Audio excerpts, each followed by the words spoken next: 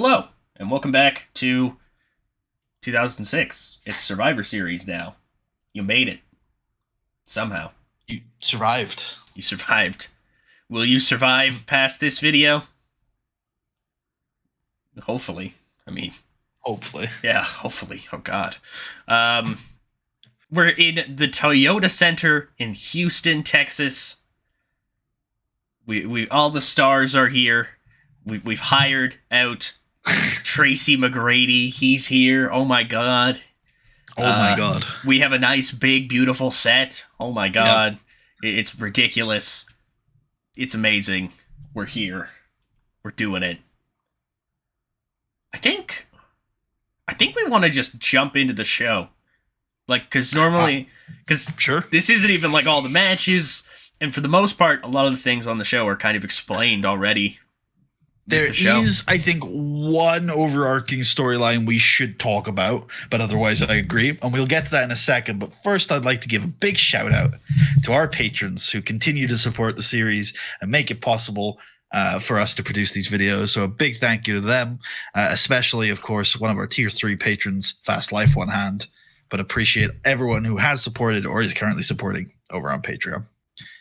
The big overarching storyline, of course, Tucker, the only one I think we should cover before we get into the show is WWE versus ECW. When we left you last, Vince McMahon was gone, disappeared, vamoose. He got beat up really badly, and nobody had seen him. And he came back. he came back to Paul Heyman, running his own pay-per-view, just bringing in his own guys. And so Vince decided that there was only one way that he could rid himself from Paul Heyman forever.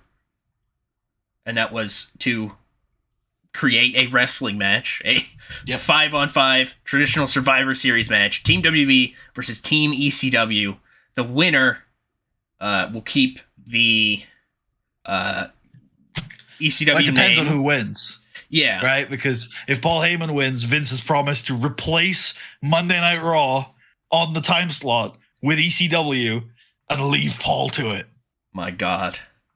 But if Vince wins, if Mr. McMahon wins, then, we don't really know exactly the full details, but he's going to take the ECW title. He's going to, and he said that if he wins, ECW can never be mentioned in the WWE again. He's going to kill ECW once and for all. So big stakes on that one. But that's not even our main event, as we'll talk about later, because the World Heavyweight Championship is on the line tonight. Hell yeah. You ready to just do it? Let's do it. Kick off. Something's wrong. What used to be fairly peaceful and passive has now become corrupted and a little unsettling. Something is off. The horror has returned. There's something in your walls. And it's Vince McMahon. Then, forever. Perfect. Together. There we go. Forever. Forever. Forever. Forever. Forever. All right, yeah. Hello, ladies and gentlemen, welcome to WWE Survivor Series. For Raw, we've got Joey Styles, Jerry Lawler, and Jim Ross. We've got Michael Cole and William Regal representing SmackDown. Taz. Where's Taz? He's not here. So Jim Ross can say, Taz isn't here because he's biased, he's unprofessional, and quite frankly, I don't think he's a very good commentator. And then Joey Styles can be, that's very unfair, Jim. And quite frankly, I think you're a very bad commentator. But it's fair. The table isn't big enough for 4 people. I respect that. My broadcast partner and good friend Taz is here tonight, but you will not be hearing his voice. But that's fine, because you got the voice of the WWE right here, Joey Styles, and let's not forget the voice of ECW. And maybe Michael Cole can cut him off or something, because Joey's going to keep talking if he does. Also, tonight's main event is the World Heavyweight Championship as King Booker takes on the Animal, Batista. Logan was, there's cruiserweights too. Small people, hell yeah. It's a jam-packed, action-packed, packed show. 10 matches on today's show. Hell yeah. Let's starting with break it down. It's DX. They're here. So yeah, DX comes out. They do the things, you know. Yep. They say the suck it. They do the suck it. They put over the other three guys, you know, that they're young, hungry, and, you know, they're honored to share a team with them. And then they make fun of the other, you know, 5 guys on the other team: Edge, Randy Orton, Johnny Nitro, Joey Mercury in his stupid little mask, and Umaga. Anybody see that Umaga Village segment the other day? No, apparently there's a bunch of them around there. Yeah, Triple H and Shawn Michaels have been like feuding on and off with Randy Orton and Edge for a little while now, and it's expanded now to more people, as Triple H had put it. Gather your forces and prepare for war. And then he shot a tank. Yeah. So either way, we've got a traditional Survivor Series match up next. Yeah, it does all right, all things considered. Yep. And they do indeed go to war. Yep. Triple H, I think he's the last guy. No, there are. No, completely the opposite. 4 members of Triple H's team are actually still in the match at the end of the game. This game is lying to me. They've poisoned my brain. So Umaga, who has recently found himself centered again and refound his focus and his calm.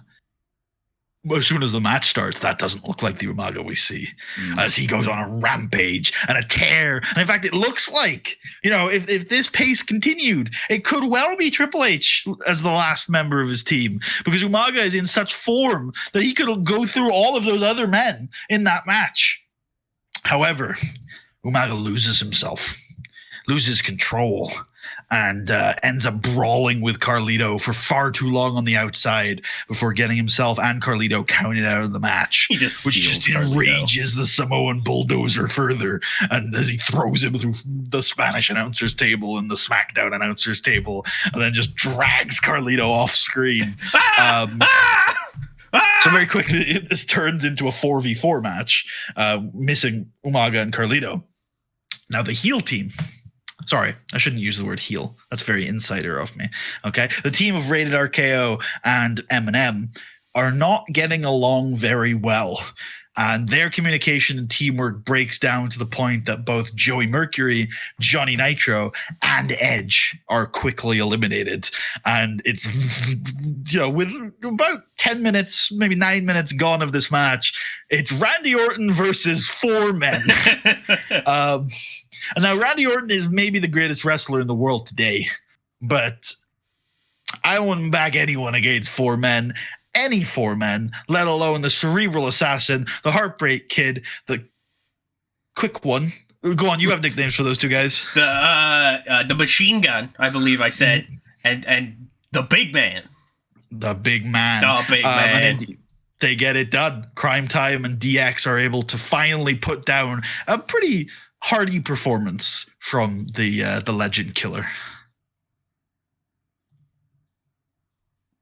Afterwards, we see Dean Malenko, Tommy Dreamer, and they are backstage. They approach Paul Heyman, and Tommy Dreamer's asking what the plan is tonight. They still only have 4 guys. They need a 5th. The door to clarify, opens. Those 4 guys: Rob Van Dam, Sabu, Dean Malenko, and Tommy Dreamer. The door opens. It's Taz! And they're like, holy shit, it's Taz.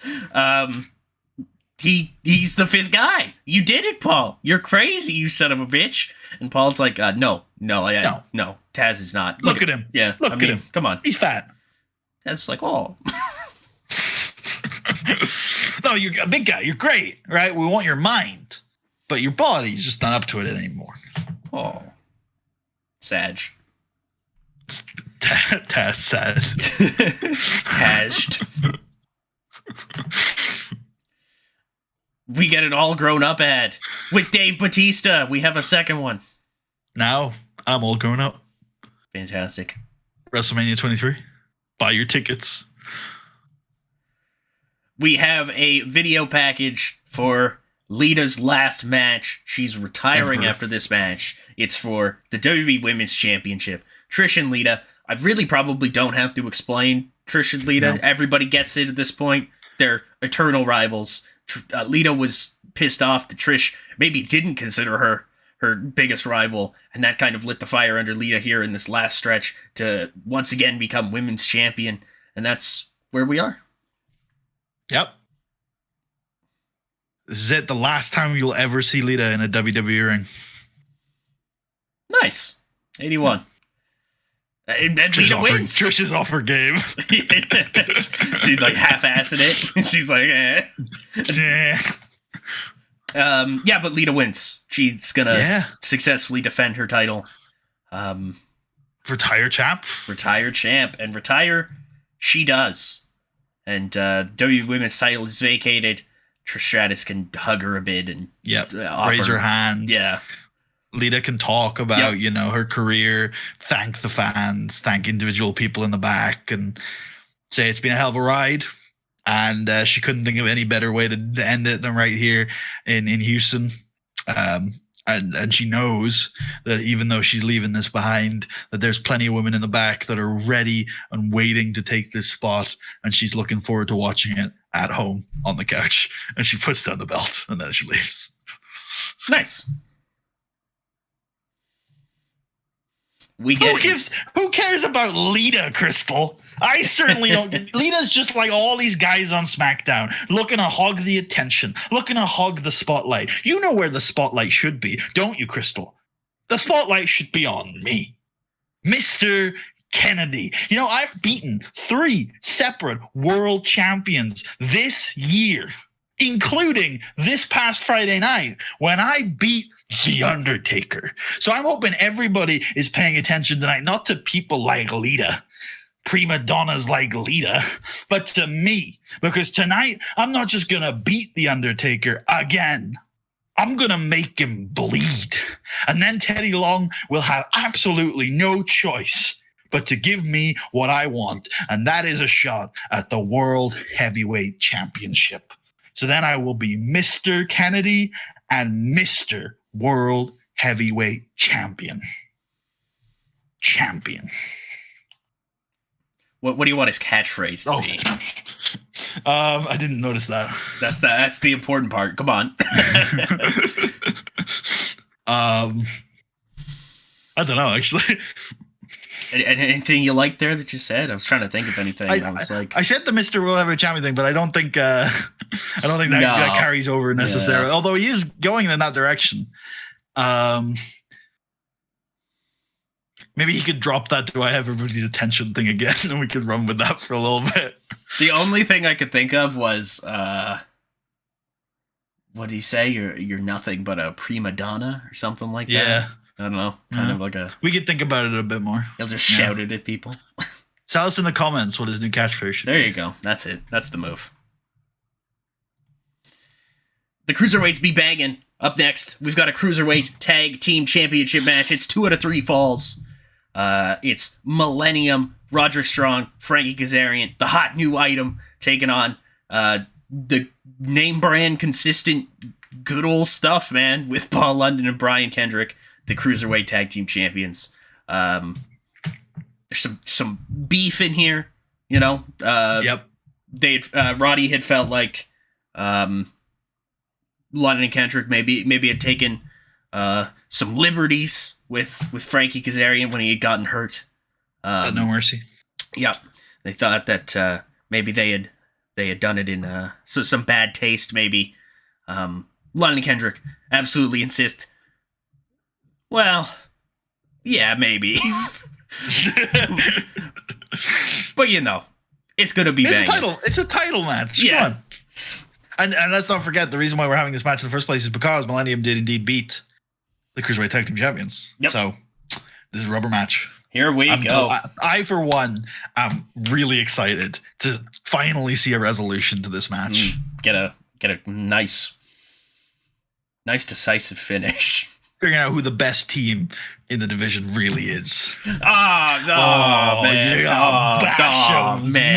Bashams. It's terrible. Yeah. So before any falls occur, we're looking like we might finally get with the score standing at one fall each before the time. No. What the hell are you talking about? What the hell are you talking about, game? The 12-minute time limit, by the way. What? 12-minute, no, the 12-minute, 11-second time limit. Yeah, what the fuck? Yeah, so nobody gets any falls. It's 0-0. We're looking like we're maybe going to build to the first fall, and just before we do, the Bashrams come down and just beat the shit out of everybody. And, I mean, they're grabbing microphones, so they'll let them speak for me. What the fuck? This is bullshit, all right? I don't know why we've got a SmackDown tag team match featured on a show as big as Survivor Series right here in Houston, Texas, which doesn't involve the greatest tag team in the history of Friday Night SmackDown. They hold up their belts. No more. No more bullshit. No more beating around the bush. No more holla holla play a Banana Republic. We're the Bashrams. We're the greatest of all time. And it's about time we get the respect we deserve. So from now on, we're putting the whole division on notice. There will not be another tag team match on a pay-per-view. Tag team championship match on a pay-per-view if it doesn't involve us two. Because we are the tag team division. Danny Basham could grab the mic and yell FTL. There you go. Yep. There must be a section of the Survivor Series crowd that are willing to chant that at this point. Yeah. This did really well, so I assume people are, the Bashams are getting over, brother. Backstage, Cena is talking to Vince McMahon. They've got their team mostly laid out, right? Yep. They've got... they have it completely laid out. It's John Cena, Shane McMahon, Rene Dupree, Mark Henry, and The Big Show. All-star group. That's fantastic. And they're walking, and Vince is saying he's got or Mr. McMahon, sorry, he's saying he's got a very good feeling about tonight. You know, it just seems like this group has it, and they are just walking, and they stumble upon Renee. Renee, Puddy, what kind of injury does Renee have? What's happened to him? My God. He's being laid out. You know, he's unconscious and on the ground. They both just stumble upon this downed man, and Vince is like, oh shit. Like, man, what am I gonna do? Yeah. Quick, we need a medic here. We need a medic. Yeah, that's John Cena. John Cena's like, somebody give me a medic, and Vince is just like, God fucking damn it. I gotta find another guy now. Shit. Yeah, perfect.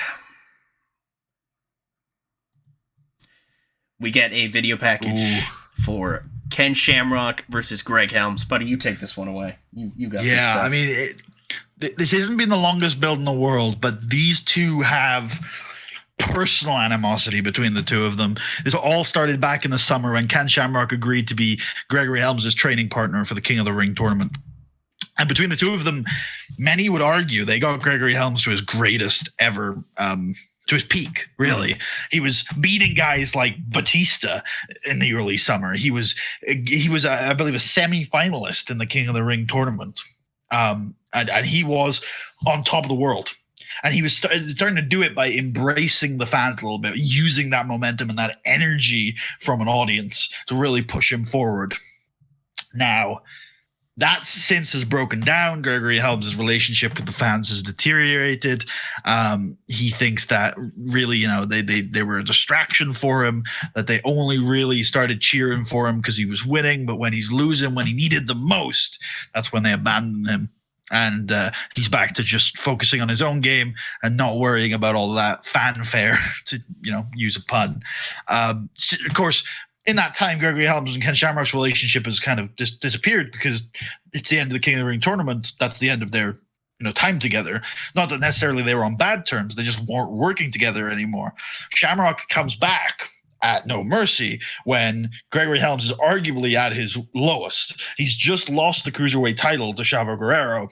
The reign, by the way, that lasted a full year. So he's just lost the title that's very close to Gregory Helms. And Shamrock straight up says to him, you're better when you're allowing the fans to cheer you on. You were better with me. And Gregory was not interested in that sort of advice, not interested in any advice really from Ken Shamrock. And well, one thing led to another. One person put out their hands on another. There was a distraction involved. Either way, these two were in each other's personal business, and it's gotten to the point now where both are excited to prove who the better man is here tonight at Survivor Series. They're going to fight, and I'm excited. Here we go. Nice. Hell yeah. Ken Shamrock, he gets it done. Running knee to the face. Jesus. Just runs and knees him. Yeah. Well, Gregory Helm's a man known for his knees and kicks. And maybe, Shamrock more known for his technical game. And I think you can see that it might flip a little in this one because Gregory Helms has a fantastic technical game. And that's what he's focusing on, trying to wear the big man down. And Shamrock, though, I mean, there's a lot more power behind those knees when they're coming from a guy the size of Ken Shamrock. Good God. Yeah. All right. Cool. I didn't know if you were going to say any more. Awesome. No, I mean, a very close match. Take nothing away from Gregory Helms, who gave Ken Shamrock a hell of a run. But Shamrock gets it done. He's the most dangerous man on the planet. Nobody kicks out from a knee to the face from Ken Shamrock. We get a video package highlighting Batista's road to redemption, from getting injured, the surgery, the rehab, working back, him coming back to SmackDown, and now finally getting this opportunity against King Booker tonight for the World Heavyweight Championship. We show him beating Shelton Benjamin a few weeks ago on Raw for the number one contendership. SmackDown. Thank you. On SmackDown for the number one contendership. Yeah. He's ticked all the boxes. He's redeemed himself against Finlay. He's redeemed himself against Shelton Benjamin. The one missing piece is, can he reclaim the World Heavyweight Championship? Backstage, Vince McMahon, he's shaking his head. He's rubbing his head. He can't figure it out, man. Renee's hurt. He's got to find somebody else, and he doesn't really know who to ask. Shane McMahon comes in, and he's like, hey, Dad, I just heard about, Renee. That's really bad. we have to do something about that. But have you heard from the Big Show? And Mr. McMahon's like, no. Why? What's wrong with Big Show? Have you heard from the Big Show? Yeah. Shane's like, no, that's the point. Nobody has seen Big Show. He's not here. And Vince is like, what? Huh. What the hell? My team is falling apart. God, this is what I get. After all these years of supporting these people, this is what I get. Matt Morgan. Yep. All right. Perfect. Moving forward. It's an interview. We've got Batista. Batista, how you feel about fighting King Booker? Being on your road to redemption. I'm on top of the world, Todd. I'm feeling better than I ever have. This all started just over a year ago when I lost the world title to Shelton Benjamin, and ever since then I've been struggling. I've been on a bad pace. I've been one step behind it every step of the way. I've been almost there. I felt like I was doing something good, something important, but I couldn't quite reach the top. I winning WWE tag team titles, but I'm not able to beat my good friend Rey Mysterio at WrestleMania, right? I won the World Heavyweight Championship at Armageddon, but I only got to keep it in my hands for an hour. It's that night at Armageddon that eats at me, Todd, because I had that belt back. I had the World Championship back in my hands, my title, a title that I earned, the title that I brought to Friday nights. I had it back in my hands for an hour. And I lost it. And ever since then, it hasn't been the same. But I thought maybe this summer at King of the Ring, I was on that track. I was on that road to get back to the top. And then it all came crumbling down again. But I'm healthy. I'm fit. I've had the summer off. I've rehabbed it all. You're looking at these shoulders, Todd. I'm an animal. And I will be unleashed tonight because King Booker has been residing over a broken kingdom. Well, tonight, I'm going to turn it into the animal kingdom. I've beaten Sir Finlay. I've beaten Shelton Benjamin, finally. And tonight, I'm going to right one last wrong. And I'm going to reclaim my World Heavyweight Championship. Awesome. Charlie Haas comes out to the ring. He has been searching America-wide, and even farther than that, maybe, sometimes. It's hard, okay? He's like one guy. Those distant, unclaimed lands of Canada. Yeah, he's like one guy, all right? And he has been searching for the next generation of DMLS. He had talked to Arn Anderson, and he had decided, ultimately, that DMLS had done him so much good that he wished to pass that on to more people, to give back to even more workers so they can learn the proper way to do things, and have some support and stuff like that. You know what I mean? It's a bit of a family as much as it is a faction. You know what I'm saying? And speaking of family, he's going to introduce, well, first Nat Hart, who's already here with him, but two men who are from prestigious wrestling families. It's the son of the American Dream, Dusty Rhodes, if you believe it. It's Cody Rhodes, whoever this guy is, and the son of Ted DiBiase, the $1 Million Man. Yeah, Ted DiBiase. Yeah, I think I like a line in there where he's like, well, I've got all of the pedagogy. You know, I know the right way to do this. What if we combine that with natural talent? What if we find two men who have all the genetics you need to be a wrestler? What if we take two wrestling prodigies from wrestling families? And that's where Nat helped out. So I'm excited to introduce to you two of the hottest young talents in the business today. And it's crazy that we're getting them at the same time. Two second-generation superstars. All right, hell yeah. And I think we can do this, right? Yep. Great. Yeah, let's go. And they're gonna fight the New Breed. Yeah, Charlie. We don't really need to explain this feud. The New Breed are do you want to explain who the New Breed are? That's probably good for people. Go on. Sure. So Paul Heyman had quietly kind of on the side been forming. I guess this goes back like a really long while now, actually. So I won't try to cover all of it. But just essentially, there was a faction formed that Paul had thought would be kind of for Renee, since he was managing both RVD and RSD at the time, and Rob kind of had his friends in the originals, and Paul not really getting Renee, but trying to help out. Tried to build him his own group.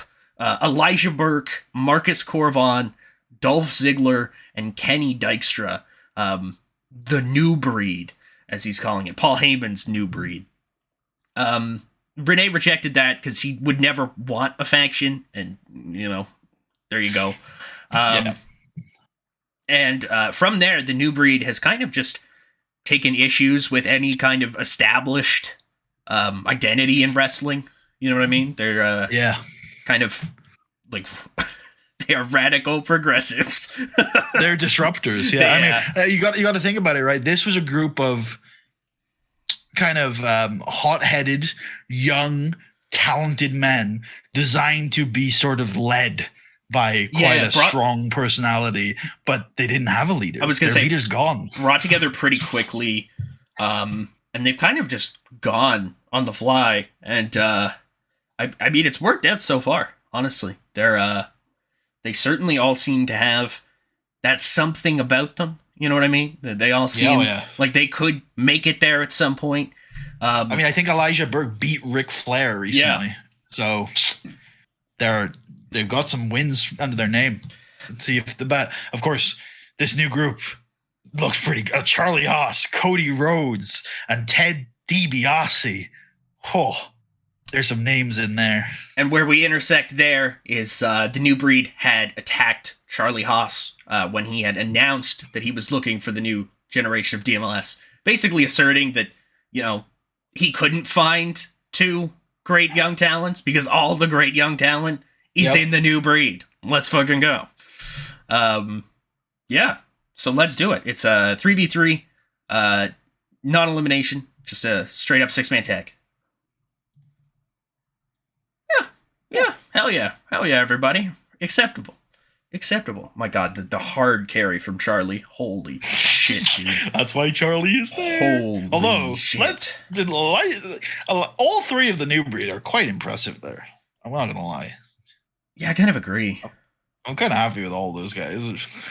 Yeah, Cody Rhodes pinned Dolph Ziggler Running with bulldog. a running bulldog. Holy hell. Yep.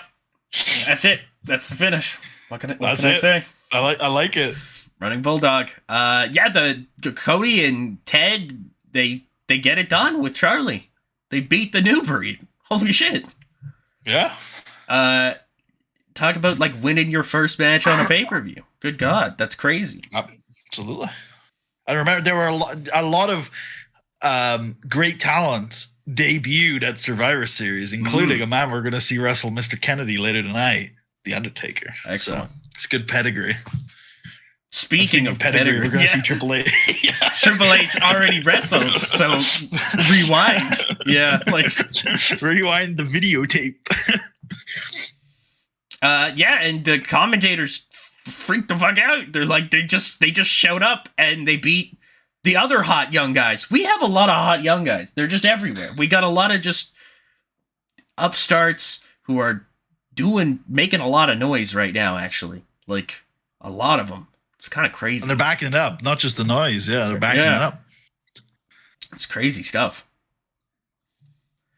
We cut backstage to Stevie Richards, who approaches Mr. McMahon and says that he knows now what he must do. He has to face ECW. He has to stare his past down. He had wanted to run from it, but it's time to look it down and get it done. Vince says, "Oh, that's absolutely perfect. Actually, I need a guy. Oh, thank God, thank God, you're on, Stevie. You're a lifesaver. You're in. I just need one more guy. Get me Matt Morgan."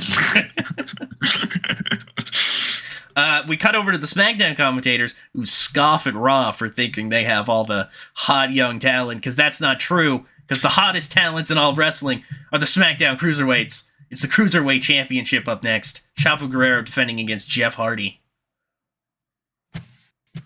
Yeah. Jeff Hardy won a tournament to be here, including the likes of Roderick Strong and I think Frankie Kazarian and Elix Skipper.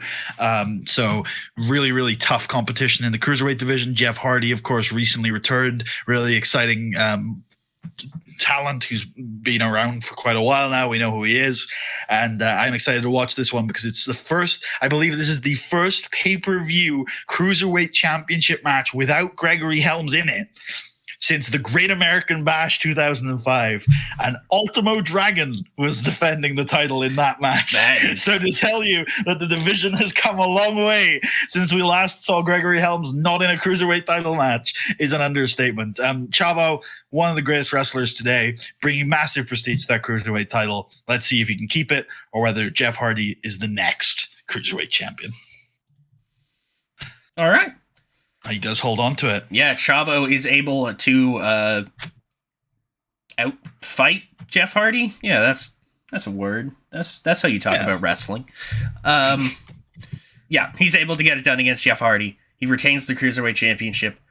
Jeff puts up a pretty good fight, but I think we get the sense that something might be off with Jeff Hardy.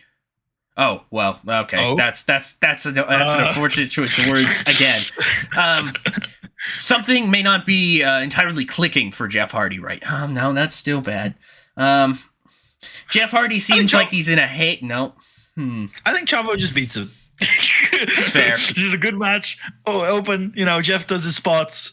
Chavo, structures it, and we get a nice little fast-paced Cruiserweight match where Chavo Guerrero comes out on top. It's fine. Maybe it's just me. That's fine. Jeff looks fine. He does. Right? I just mean he looks slow compared to Chavo. Chavo looks like he's just got this in the bag. That's what I'm saying. Okay. He's missing something. I guess he is missing something. I can feel that. Yeah. Wonder what that could be. Don't know. Because here's King Booker. King Booker, tonight you're defending your World Heavyweight Championship against Batista. Could this be the hardest defense of your reign? And how are you planning on approaching it? Heathens. Treasonous heathens. Josh, Joshua, I look out upon my kingdom, and I see it ravaged by animals and beasts and that wicked liar Thaddeus. He has backed the great King Booker into a corner. And I have no choice but to give it all I have. And he pulls out the World Heavyweight Championship and he looks at it and he says, I must defend my crown and my kingdom with all that I have. And I will do it. For I am King Booker, the champion of champions, the king of kings. All hail King Booker and the remaining goons. Yeah, Papa Big. All hail King Booker. I get teary-eyed there. I don't know if that came across on camera. I did. That's so funny. Yep. My God. My God. All right. Jonathan Coachman comes into Vince McMahon's office and he says, Vince, I found a guy for your team. But he's got to hit his old catchphrase, which I believe was, Vince, as an old mentor of mine used to say, controversy creates cash. And so I've got some controversy for you. There's nothing more controversial than letting SmackDown in on the WWE versus ECW match. All right. Now hear me out. I talked to Teddy Long, and I got you somebody really exciting who just, happened to be backstage here tonight and, doing nothing. It's Shelton Benjamin. And Vince is like, oh my God, yes, we did it. We're gonna kill them. Let's go, Shelton. Hooray. Yep. Shelton Benjamin's like, okay, I will help. I like this company generally. Yeah. I'm a big fan. I'm a former 2-time world heavyweight champion. I've been on SmackDown for a while, so, I haven't been exposed to you, so. Or the ECW. I don't know what ECW is. Yeah, they seem weird. I don't know what's up with them. We get a video package documenting the rise of Mr. Kennedy, the stuff we talked about already. He said it in his promo. Yep. He's beaten 3 world champions already this year. He beat The Undertaker last Thursday. On Friday. Yeah, on Friday. Friday. No, I think You're it's right. Friday, It is Friday. Yes, we are on Fridays. My bad. Yeah. He's looking to do it again. There's been a lot of mind games in this feud, though, which will be shown in this video package of Taker getting his mic cut off and being a little bit like, oh, not sure about that. Taker fighting MVP and getting like a mist sprayed in his face. Yeah, red mist. Oh, man. Yeah. So, Taker being made to feel like he looked like he was going to bleed. At some point, Kennedy was reaching for his microphone to come down from the ceiling and instead blood poured all over him. So there's a lot of mind games going on in this feud. So who will come out on top? Who will make who bleed? Yeah, it's a first blood match. Let's see it. And Mr. Kennedy bleeds. So, wait, he rolled out of the ring. The referee didn't quite see it. And who's that? MVP? That's MVP. MVP comes down to ringside and mops up the blood and kind of, makes sure that Mr. Kennedy's okay and tries to stop the cuts from bleeding. Mr. Kennedy goes in there and just starts fighting again like nothing happened. The ref didn't see it. Yep. He had been knocked down in a big collision. These are big men. They're throwing big hands. So and at some point, Kennedy gets thrown a chair by MVP and just boom, slams Taker straight in the skull with it. And it's just one chair shot, but it must have caught Taker real rough because Taker just starts gushing blood from his forehead, and the ref has no choice but to call it. And Taker's actually down pretty badly from that shot to the head. Do you remember, by the way, in the booking, what I said I would be happy with if this match got? Yeah.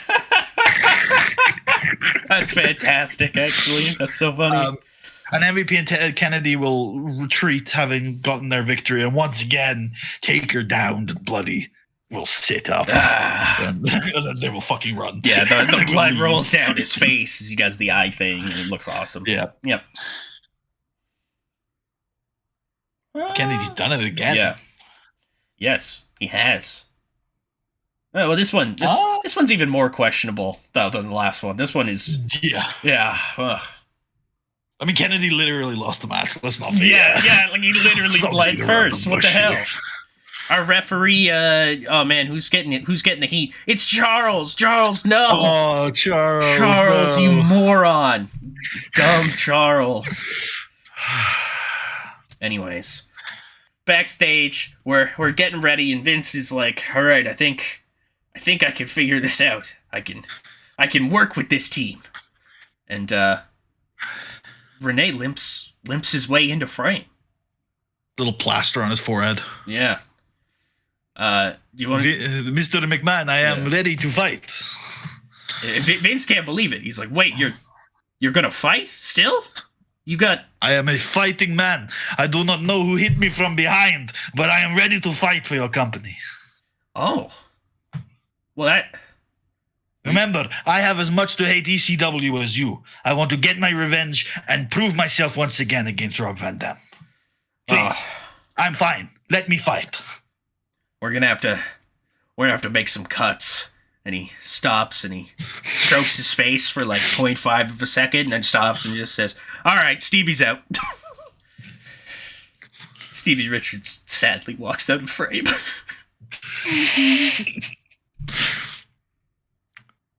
And we get the whole story that we've already told you. Yeah. The big story of the summer, the ECW invasion. Who's going to come out on top? What's the fate of the Monday Night Wrestling broadcast on... tomorrow? Yeah, Mondays. Are we going to see you on Raw tomorrow? Or on ECW? Maybe we've already seen the last episode of Raw. We didn't even drop that line. We should have. Yeah. My God. Is this the last episode of Monday Night Raw ever? The answer is no. Yeah, so this one. Do we want to... It's up to you. I know, again, I know I have a pretty clear idea of what I want to happen at the end, and I'm fine to skip straight to that. I'm also fine for you to go ham here, as long as you remember what I've got to do.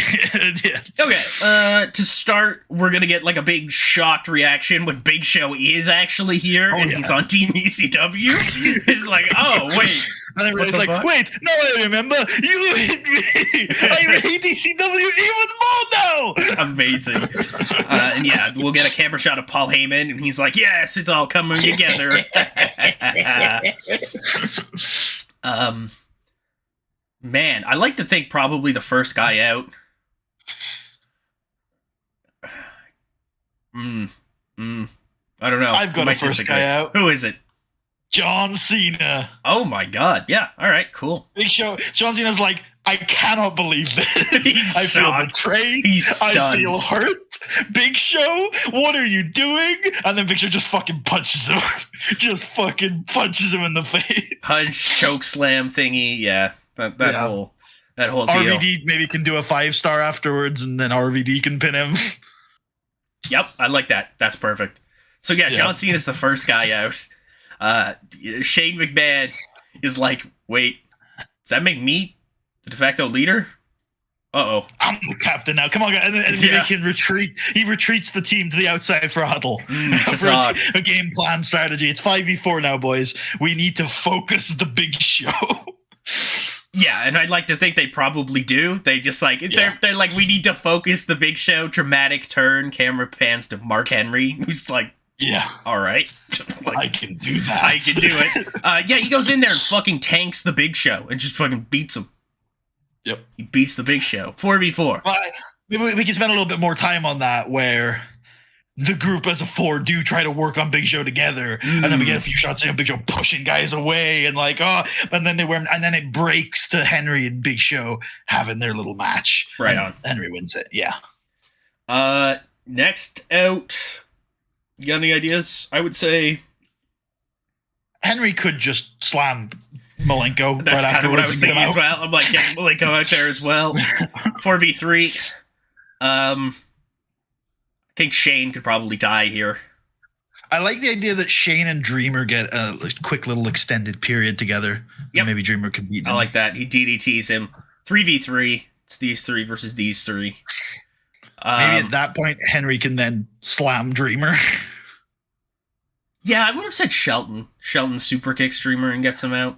But... I kind of want Henry to get all of the eliminations. That's all right with me then. Hell yeah. Henry slams down Tommy Dreamer and gets it. Sabu comes in and I don't know, Henry tags out for some reason. He's like, my job here is done for now. Yeah. And he tags in Shelton. Sabu can hit him with some crazy shit. Then tag in Rob, and Rob can hit the frog splash. And Shelton's gone. Yep. It's 2v2. Yeah. You had stuff for this, right? Yeah, well, let's get to 2v1, and then I'll take it from there if you want. Oh, Mark Henry's gonna catch Sabu out of the sky and plant him in the ground and cover him and win. Well, not win, but eliminate Sabu. 2v1. I think there's a moment where all three guys who are left, reminder, it's Mark Henry, Renee, and Rob Van Dam are kind of looking at each other. They kind of go three corners, even though the two of them are on the same team. And they're like, oh, yeah. We're kind of at the center of this, aren't we now? And Mark's obviously hasn't been in the center of this the whole time, but he's got himself in the center of it now. Oh, yeah. And the other two are like shooting daggers at each other, and maybe those two can just start brawling, throwing fucking fists at each other. Because Rob Van Dam and Rene Dupree do not like each other. Yeah, lots of history. I think there's a moment where Rob's looking at Mark, he's looking at Rene, he's looking at Mr. McMahon, he's looking at Paul, and he just sort of says, he just sort of shrugs, and it just goes into a mat brawl. He's like, I'm here now. What, the politics of it all, the big story of it all, I'm Rob Van Dam. I'm going to fight my heart out. And that's what he goes and does. But, I mean, we talked about it at the start. It's Survivor Series. It's all about the numbers game. And when, no matter how good you are, and we've seen all year, if ever there has been a year where we could see how good Rob Van Dam is, it's 2006. He was world champion. He's ECW champion now. He defended that title against Renee at an ECW pay-per-view. He's had a hell of a year. He's a great wrestler. But 2v1 is hard for anyone. And when those two are Rene Dupree and Mark Henry, I don't care who you are. And Mark Henry's going to be the one to pick up the win in the end. But I imagine it's very much a 2v1 situation for a lot of it. Yep, and Jim Ross can freak the hell out that Mark Henry just pinned all 5 members of Team Raw ECW. saved. Yeah, and Raw is saved. Kitty saved Raw. Joey, get the fuck out of my booth. Exactly. It's over. He's free. Hell yeah. And that ends the ECW thing for the most part. I mean, tomorrow night on Raw, we will probably see the details. Yeah, the fallout of that existence. What the hell this means now? Because as everyone leaves, Rob Van Dam is still clutching the ECW championship. Yeah. So we'll see about that on Raw. We get the SmackDown Slam of the Week, where we show Rey Mysterio, and Rey has to take some time off. His knee got hurt really badly in that street fight, right? Yep. Street fight against MVP. And MVP came out and tried to make Rey Mysterio sign the chair, but luckily Shark saved the day and stopped. I mean, MVP could have maybe even tried to hit him with the chair. Who knows? But Shark came out and saved the day. I always knew that Shark was a good guy. Love Sharks. It's the Intercontinental Championship. Orlando Jordan's been building some momentum. He beat Randy Orton on the TVs. Oh yeah, he did on the pay-per-view. Yeah, Orlando Jordan's been building some momentum. But he hits a brick wall, and that brick wall is called Bobby Lashley. Yep. Bobby Lashley, the Intercontinental Championship is a mark of excellence. And Bobby Lashley is no exception. And, it speaks to a lot of what's going on right now that Mr. McMahon, let Bobby Lashley just prepare for this match instead of having to focus on what was happening before it. Vince but 2, agreed to that. Bobby Lashley is clearly an important part of Mr. McMahon's vision and him being the Intercontinental Champion. But also, there's no Matt Morgan. There's no shenanigans. Bobby Lashley just retains against a very game Orlando Jordan tonight. So, everyone keep an eye on Bobby Lashley for 2007. It's time. Yep, we cover the whole thing, the King of the Ring run, the big win, and then finally gaining the World Heavyweight Championship, the turn into King Booker, and now his reign of terror over SmackDown. Since the summer, he's been crazy. It's been nuts. We already saw about Batista's road to redemption. Can he make it all the way back? It's just tonight. What the hell just happened there? Is tonight almost a year the night since he last held the gold? 11 long months, sometimes painful months. Does Batista's road to redemption end with victory? It does. It does. It's a big, crazy brawl. These guys are throwing bombs at each other, but Batista's got the biggest bomb of them all, and he is going to hit it after Sharmell accidentally hits Booker. The ref is distracted by the events, and then the Batista hits King Booker with the World Heavyweight Championship. The ref's over distracted with Sharmell. Booker's gonna hit Batista with it. And then Batista kicks him in the sternum. It drops on the floor, and Batista looks at it with a mischievous grin. He grabs the belt, smacks Booker with it. Batista bomb. 1, 2, 3. Regal screaming bloody murder. He cheated. The king's been robbed. But ladies and gentlemen, the animal has been unleashed. Batista, 11 months since he was unable to retain the title against Randy Orton at Armageddon, has reclaimed the gold for the 3rd time. The animal is the top of the food chain again, and SmackDown is once more an animal kingdom. Awesome. And there's the final rating there. Hell yeah. We survived the series. We did indeed survive the series. Who do you want to talk to? What was that? 80? Aside from the 5v5, there was another good match, wasn't there? Or was it just the 5v5 that banged? Sure, you want to exit? No. I'm stuck here now. I'm sorry. We can drag that down, maybe. Is that 87 a match? No. No. Okay. I think Mark then, because Mark had a nice night. Yep, I agree with that. I like that. Charlie Haas. Yep, Charlie. Maybe Taker, because he took the L. Yeah, I like that. Compliment, point out is a good example. Seemed pleased. Very nice. I'm gonna toss the credits up now. As we did it. We survived the series. Yeah. We survived the series, yeah. The next time That's our third Survivor Series. That's our third one. Yeah, that's crazy. Holy. Yeah. The next time we see you, it will be for the end of all things. Armageddon. Yep. The final SmackDown, the final pay-per-view of the year, but also the final SmackDown pay-per-view of the year. Armageddon, notedly, in real life, a cult classic. One of the greatest era pieces of its time. Hopefully we'll be able to live up to that, because that's a great show. Yeah, I agree. I watched it. I liked it a lot, honestly.